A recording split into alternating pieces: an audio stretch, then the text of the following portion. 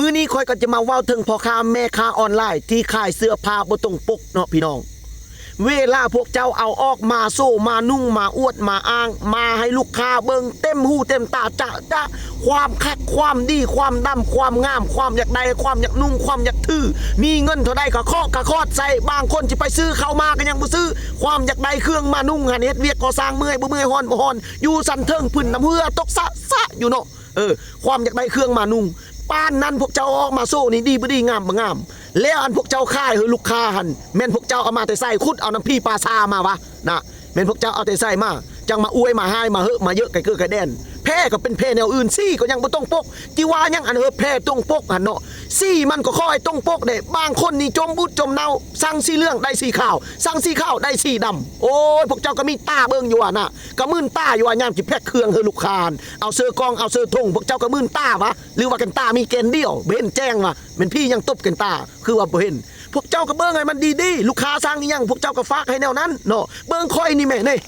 ลูกค้าสั่งทงนึงอย่าดีตังส่งคอยกับฝากทงนึงสั่ง2ทงก็ได้2ทงราคาเท่าใดคอยเขียนใส่จับมอบนี่คอยจิตัวไผนี่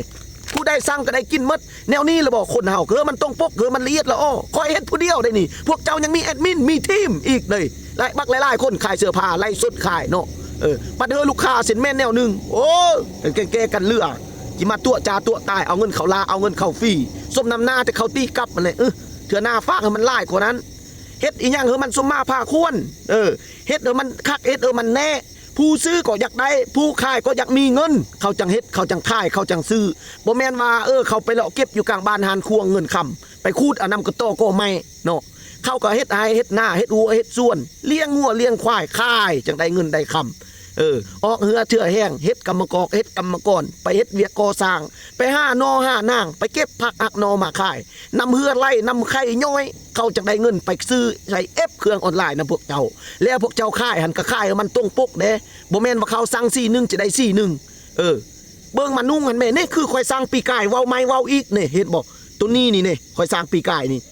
คลิปตัวนี้นี่เอามายิงโฆษณาตลอดเพจได้ก็เห็นอันคลิปตัวนี้บัดลูกค้าสั่งซื้อแค่และตายละฟ้า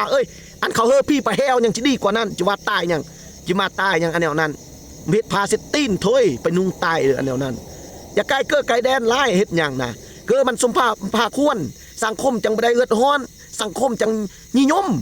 ตัวเองเฮ็ดอันเดอร์เฮ็ดเป็นอวยเป็นหายค่ายอันเดอร์ก็ค่ายแต่มันได้เงินแล้วก็พอคนซื้อเขาก็แม่นคนเขาก็กินข้าวเขาบ่ได้กินขี้คนซื้อก็ได้คนขายก็กินข้าวคนขายก็บ่ได้กินขี้พวกเจ้านี่เว้าบางบุคคลเด้อบ่ได้เว้ากลมร่วมเด้ออันนี้เด้อผู้ใดที่ว่ามันมักโกงมักเฮ็ดแบบนี้นี่ตลอดน่ะเศร้าสายุดสายาสู้เฮ็ดยาสู้ขายคันขายเป็นตายหานี่คันขายจิขายเถื่อหน้าล่ะคันเฮ็ดแนวนี้ล่ะคันสร้างเครื่องบ่ตรงปกนี่คันจิขายไปขายพี่ปลาซากขายพี่ปลาแฮวขายพี่ผู้พุ่นเป็ดอันรวยมกโหดะเต็กอันโอเต็กกระเต็กแตงนี่ไก่เกือไก่แน่นแตงเมืองกับลำบลอยตาจานเบียงอวดอยู่แตงเวียกก่อสร้างอยู่แตงที่อยู่แตงก็ได้จ้างยอดลำโบเบียงมันเบิ้นขบุนอยู่แวดมือแตบแวดเมื่อที่อยู่วันแค่เละนำมันเบียงอันรวยมานี่โอ้เฮ้ไก่เกือไก่แน่นอามัดแย่งเนี่ยจิตติเมื่อก็ได้บ่ไก่เกือไก่แน่นเขาแย่งจกรกปักปงนี่ตักปงฉันดึงกี่เฮ้ยมันเบียง